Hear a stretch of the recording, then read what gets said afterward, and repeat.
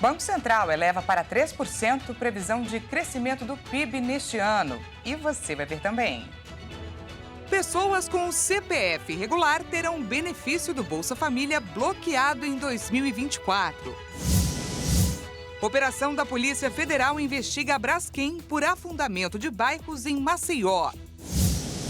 Terceiro grupo de brasileiros e familiares inicia processo para deixar a faixa de Gaza.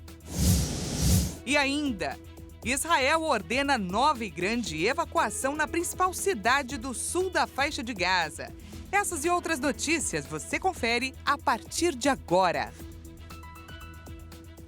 Olá, boa tarde para você, seja muito bem-vindo. Nós estamos ao vivo, agora 1h04 pelo horário de Brasília.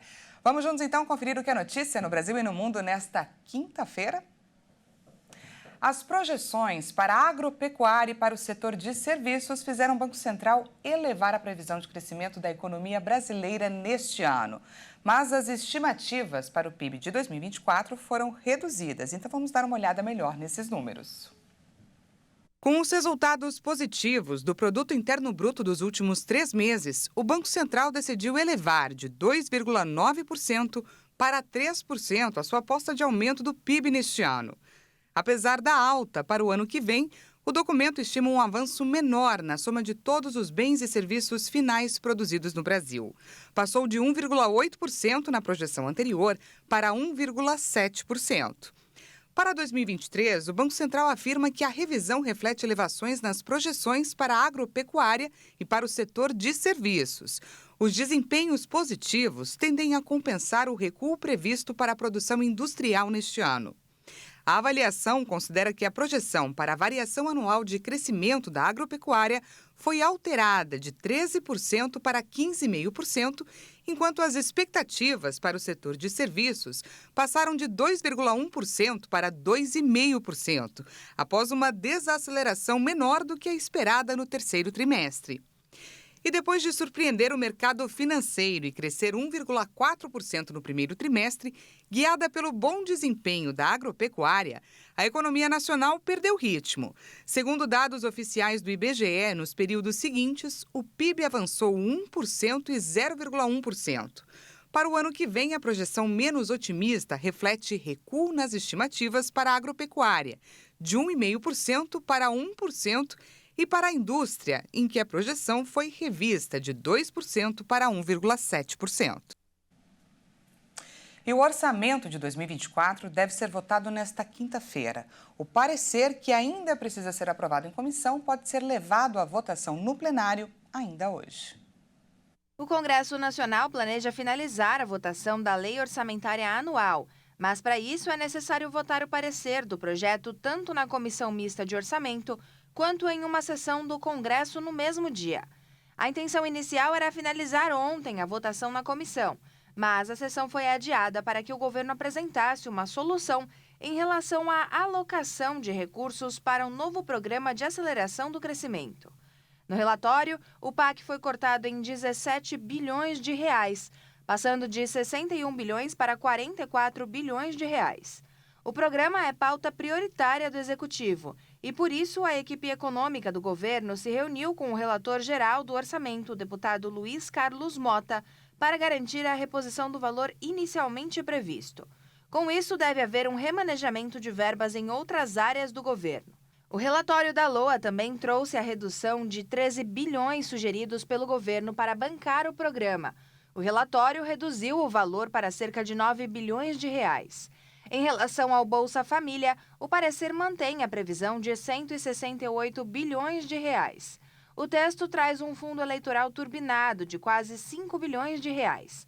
A previsão de verba para as emendas parlamentares previa 37 bilhões em recursos e trouxe um aumento de mais de 15 bilhões, somando 53 bilhões de reais.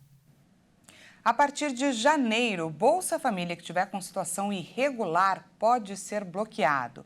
O objetivo é impedir que o benefício seja pago para pessoas que não cumpram aqueles requisitos estabelecidos pelo programa. Quem estiver com o CPF regular no Cadastro Único pode ficar sem receber o Bolsa Família. O Ministério do Desenvolvimento e Assistência Social vai bloquear o pagamento do benefício em caso de irregularidade. O objetivo é impedir que o benefício seja pago para pessoas que não estejam em conformidade com os requisitos estabelecidos. O bloqueio pode acontecer em caso de CPF suspenso, cancelado ou com divergência de titularidade na Receita Federal ou com inconsistência de dados no CadÚnico. Após 6 meses de bloqueio, caso o beneficiário não resolva as pendências, ele pode ter o benefício cancelado de vez. O Ministério afirma que vai informar as pessoas que estão com irregularidades por meio do aplicativo do Bolsa Família ou da Caixa Econômica Federal. Mas também é possível checar a situação do seu CPF pelo site da Receita Federal. Em caso de irregularidades, é preciso atualizar os dados cadastrais. Isso pode ser feito online, pelo navegador ou pelo aplicativo do CadÚnico, ou ainda presencialmente em uma unidade da Receita Federal ou em postos conveniados, como os Correios, cartórios, Banco do Brasil ou Caixa Econômica Federal. Já em caso de inconsistências com o CadÚnico, é preciso buscar atendimento presencial em uma unidade do CRAS. Agora, 1h10 pelo horário de Brasília, a gente muda de assunto para falar que o litoral norte de São Paulo está sob risco de contaminação de moluscos, como ostras e mexilhões, por microalgas marinhas de uma espécie que produz substâncias tóxicas que podem causar de sintomas gastrointestinais a neurológicos, como amnésia. E essa notícia, gente, chega às vésperas aí do final do ano, quando muita gente vai estar na região para passar esse período de festas. Então, para trazer aqui informação e orientação, a possível contaminação de moluscos, que levou à suspensão da venda e também do consumo desses produtos pela Prefeitura de Caraguatatuba em plena alta temporada, é o tema que a gente vai nos aprofundar hoje.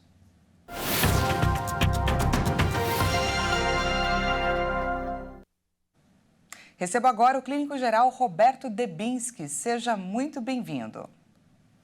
Olá, boa tarde. Nós agradecemos primeiro a sua disponibilidade. Nos explique, doutor, o que é esse quadro de envenenamento amnésico que pode ser causado nas pessoas que forem expostas a essa microalga? Então, na verdade, essa microalga faz parte do ecossistema marinho, mas muitas vezes, por algumas possíveis razões, como poluição, aquecimento global, elas ficam numa predominância em relação a outras algas que são menos, que não produzem essas substâncias tóxicas. Aí, os moluscos, mexilhões, peixes também como sardinhas, ingerindo essa alga, ele se torna um repositório dessa substância neurotóxica, né, esse ácido domoico. E ele, quando ingerido, então, esses moluscos, vieiras, sardinhas, que tiverem grande quantidade, eles podem causar essa intoxicação, ou animais marinhos que os ingerirem, pássaros, ou nós, seres humanos, se ingerirmos também esses alimentos que tenham essa substância. Essa substância é uma neurotoxina, e ela vai se ligar a alguns receptores no cérebro e produzir algumas reações. Como, por exemplo, primeiro sintomas gastrointestinais, nas primeiras 24, 48 horas, como dor abdominal, cólicas, diarreia, e também sintomas possíveis neurológicos, como dor de cabeça, alterações visuais, e em casos mais graves, uma intoxicação mais massiva, muitas vezes até convulsões e sintomas neurológicos mais graves. A gente reforça aqui que ainda estamos no campo da possibilidade, afinal as amostras de mexilhões possivelmente contaminados ainda estão em análise. Mas eu gostaria, doutor, que você nos passasse orientações de como evitar. O cuidado é só com relação à ingestão de frutos do mar? Então, nesse caso, seria a ingestão desses frutos do mar se for comprovadamente eles estiverem contaminados por essa microalga. Então, estão sendo feitas pesquisas, levantamento, para ver se isso realmente se confirma. Até que isso se confirme ou não, parece que a venda foi suspensa e se recomenda a não ingestão desses alimentos, até que se confirme, olha, estão realmente contaminados, não poderá ser ingerido, comprado, ingerido, ou não estão contaminados, está livre a venda e o consumo desses produtos. Tá certo. E no caso de comprovada essa contaminação e da pessoa que estiver, enfim, no litoral agora aproveitando as festas, o que a gente pode orientar que essa pessoa faça se ela for contaminada? Quais os cuidados? Se por acaso alguém ingerir esses produtos, esses alimentos contaminados, iniciar com sintomas, como primeiro sintomas gastrointestinais, como uma gastroenterite, diarreia, cólica, dor abdominal, náuseas, vômitos, desidratação, primeiro isso e depois os sintomas neurológicos. A pessoa deve procurar um pronto atendimento, um serviço de pronto-socorro, de pronto atendimento, para que ela seja avaliada, seja diagnosticada e tratada adequadamente. Tá certo, nós conversamos com o clínico geral Roberto Debinski. Muito obrigada pela sua participação aqui no nosso jornal. Eu que agradeço, um bom dia a todos. Até mais. E mudando de assunto, a operação da Polícia Federal investiga a Braskem após o afundamento de bairros em Maceió.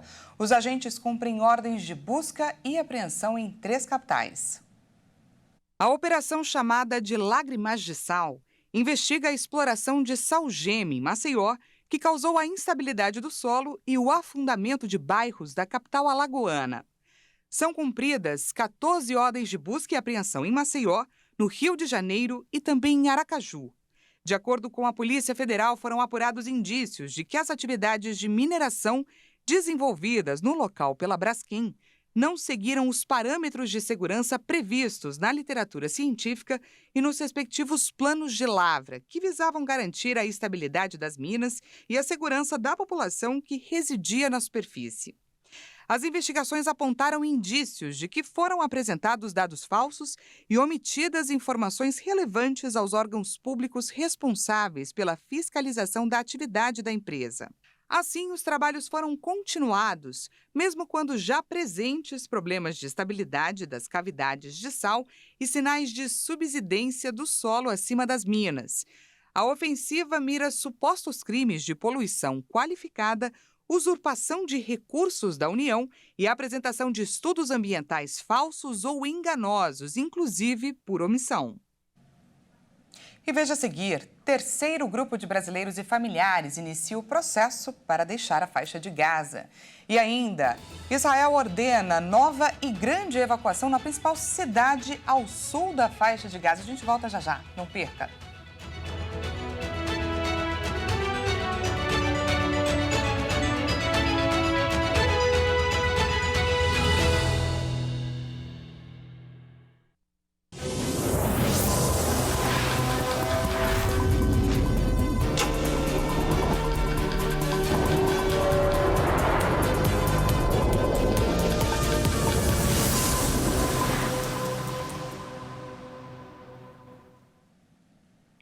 Seja bem-vindo mais uma vez, nós estamos de volta e ao vivo, 1h18 pelo horário de Brasília e vamos de notícias.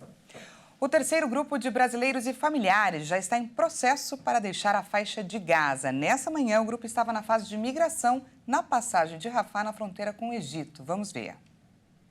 A autorização para deixar o território palestino foi concedida a 34 pessoas pelas autoridades israelenses. Mas o número final de quantos brasileiros e familiares completaram o processo será informado só após o fim da operação. Um avião da Força Aérea Brasileira, o KC-30, decolou nesta manhã do Rio de Janeiro rumo ao Cairo, no Egito, para fazer a repatriação. A previsão é que o grupo desembarque no sábado em Brasília. Essa é a terceira operação de resgate de Gaza e acontece após Israel rever vetos aos pedidos de repatriação do Brasil e autorizar a saída de 16 pessoas. Agora, após Israel fazer a liberação, familiares que haviam desistido da viagem também poderão embarcar para o Brasil. Das 34 pessoas que estavam autorizadas a deixar Gaza nesta quinta, 16 têm dupla nacionalidade, 17 são palestinos e uma é classificada como internacional. Mas outras 8 pessoas seguem impedidas de deixar Gaza mesmo após a revisão dos vetos feitas por Israel. A requisição para a revisão dos vetos foi feita pessoalmente pelo ministro das Relações Exteriores do Brasil, Mauro Vieira, ao chanceler de Israel, Eli Cohen, durante uma reunião em Buenos Aires no dia 9 de dezembro. Israel ordenou uma nova evacuação de grande parte da principal cidade do sul da faixa de Gaza. Os esforços para alcançar uma trégua se intensificam, mas um cessar-fogo parece infelizmente distante.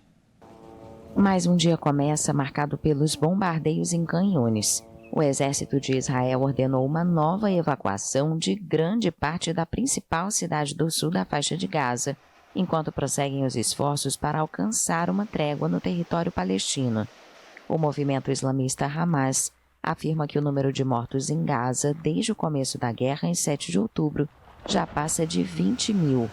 O conflito teve início após os ataques do grupo contra o território israelense, que deixaram mais de 1.100 mortos, além de 240 pessoas sequestradas. Nesta quinta, o Escritório para a Coordenação de Assuntos Humanitários da ONU informou que o exército israelense ordenou a evacuação imediata de uma área que representa quase 20% da cidade de Khan Yunis. A área inclui 32 abrigos, com mais de 141 mil deslocados internos, a maioria pessoas que precisaram abandonar o norte do território palestino. O exército israelense anunciou na segunda-feira a intensificação das operações em Khan Yunis. Israel prometeu destruir o movimento islamista Hamas, que governa a faixa de Gaza, após os atentados de 7 de outubro. A possibilidade de uma trégua entre Israel e Hamas e da libertação de reféns aumentou esta semana com a visita do líder do movimento islamista, Ismail Haniyeh, ao Egito e com negociações na Europa. Mas o primeiro-ministro israelense Benjamin Netanyahu insistiu que não haverá cessar-fogo antes da eliminação do Hamas. Estados Unidos e Venezuela chegaram a um acordo para a troca de prisioneiros. Alex Saab, que é considerado o testa de ferro de Nicolás Maduro, foi libertado em troca de 10 americanos presos na Venezuela. Os Estados Unidos libertaram nesta sexta-feira um homem forte do chavismo em troca de presos com o governo de Nicolás Maduro. Autoridades americanas libertaram o colombiano Alex Saab, considerado testa de ferro do governante venezuelano, em troca de 10 americanos presos na Venezuela. Sua liberdade é um símbolo de vitória, comemorou o governo de Maduro em um comunicado. Saab estava detido desde 2020 em Cabo Verde e foi extraditado para os Estados Unidos em outubro de 2021. Autoridades americanas destacaram que, para realizar essa troca, o presidente Joe Biden teve de tomar a difícil decisão de oferecer algo que seus homólogos venezuelanos queriam ativamente e decidiu conceder o indulto a Alex Saab nos julgamentos pendentes por lavagem de dinheiro. A promotoria americana acusa Saab e seu sócio, o foragido colombiano Álvaro Pulido, de transferir 350 milhões de dólares obtidos ilegalmente na Venezuela para serem lavados através dos Estados Unidos. Saab acabou se transformando em uma moeda de troca para Maduro, que exigia sua libertação para desbloquear as negociações com a oposição. O governo cubano anunciou uma contração de até 2% da economia em 2023. O índice é acompanhado de uma inflação de 30%. É possível que este ano tenhamos uma contração do Produto Interno Bruto a preços constantes que estamos estimando que pode se mover em torno de entre 1% e 2%. Isso ocorre em meio a um forte aumento do preço do dólar no mercado paralelo que rege a economia nas ruas. O governo anunciou um grupo de trabalho encabeçado pelo Banco Central que vai determinar qual deve ser a taxa de câmbio com respeito ao dólar. Cuba, com uma economia de planificação centralizada, enfrenta uma crise sem precedentes em 3 décadas devido aos efeitos da pandemia e ao aumento das sanções dos Estados Unidos. A desvalorização do peso cubano disparou depois de uma reforma monetária de 2021 que não teve os efeitos esperados. O governo explicou que a queda da economia deste ano esteve marcada pela diminuição da produção agropecuária e industrial, assim como pela saída de trabalhadores. A chegada de turistas, uma indústria fundamental para Cuba, aumentou 50% em relação a 2022, com 2,4 milhões de visitantes, mas abaixo do previsto para este final de ano. E saiu a vitória para os clubes bilionários. Pois é, a Justiça Europeia decidiu que clubes não podem ser sancionados por organizarem competições paralelas às entidades. Uma decisão que pode reabrir a disputa sobre o futuro do futebol europeu. Vamos ver. O Tribunal de Justiça da União Europeia avaliou que FIFA e UEFA não têm poder para proibir os clubes de se organizarem para disputar uma nova competição. O presidente do Real Madrid, Florentino Pérez, em entrevista ao canal do Clube Espanhol, saudou a decisão. Nos próximos dias vamos estudar em detalhes o alcance desta resolução, mas antecipo duas conclusões de grande significância histórica. O futebol europeu não é e nunca mais será um monopólio. A instância judicial afirmou, no entanto, que a decisão não significa necessariamente que o projeto da Superliga deve ser autorizado e que a sentença é um pronunciamento de forma geral sobre as regras das entidades esportivas, não sobre esse projeto específico. Imediatamente após o anúncio, a empresa A22, criada para organizar a Superliga, anunciou um novo projeto de torneio com 64 clubes, 100 membros permanentes, dividido em 3 divisões com sistema de acesso e rebaixamento. A ameaça de uma divisão parcial dos clubes mais poderosos que sonham com um modelo lucrativo como o das ligas fechadas no esporte dos Estados Unidos paira sobre o futebol europeu há décadas. Em abril de 2021, 12 grandes clubes do continente anunciaram a criação de uma competição privada com enorme potencial econômico, horas antes de a UEFA apresentar uma reforma na Liga dos Campeões da Europa. UEFA e FIFA ameaçaram punir os clubes que aderissem à iniciativa e a forte oposição das torcidas levou 9 times a desistirem publicamente de continuar na competição. E essa edição fica por aqui, mas antes de encerrar, vamos fazer aí um passeio rápido. Te transporto para a cidade de Sault-Sainte-Marie, no estado do Michigan, Estados Unidos. Você acompanha agora imagens do pequeno cais da região que liga a cidade ao seu rio, o conhecido rio St. Mary's. Para você ter uma ideia, a área da cidade é estimada em 52 quilômetros quadrados, sendo que 13 quilômetros são compostos apenas por água. Pois é, a cidade foi fundada, outra curiosidade, em 1668, ou seja, há um bom tempo. Nós estamos 2 horas na frente do fuso horário de Michigan. Então, enquanto por aqui são 13 horas e 26 minutos, por lá 11 horas e 26 minutos. Essa edição fica por aqui. Muito obrigada pela sua companhia. 1 hora e 50 minutos. Hoje é a Caroline Povoleri que chega para você com mais informações. Uma ótima tarde e até amanhã.